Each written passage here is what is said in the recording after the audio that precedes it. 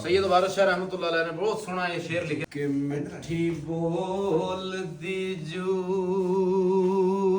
तदबीर करके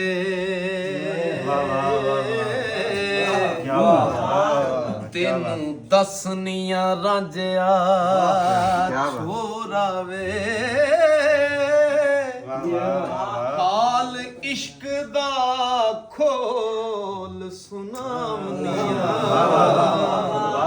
ते जेड़ा वरतिया भोरा भोरा पंद इश्क दा चलना बात औखा राह इश्क दा औरा सोरा वे मजा इश्क दा कोड़ा है जहर वांगू ते तली कत के फकना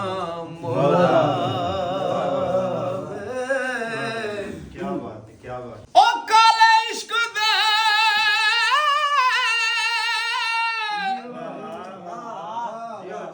हर्फ जो नाग बैठे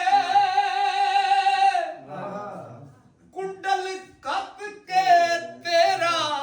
चोरावे पेत इश्क दे नू सोई जानदा है पेत इश्क दे नू सोई जानदा है मर्द रिंद जो अकल दा गोरा वे बात बात दा दसनिया इश्क तैनू ओ जेड़ा होवे केरा दोरावे वारिस शाह रंजेटे नू इश्क दसां इश्क जिवें नथूर दा फोड़ा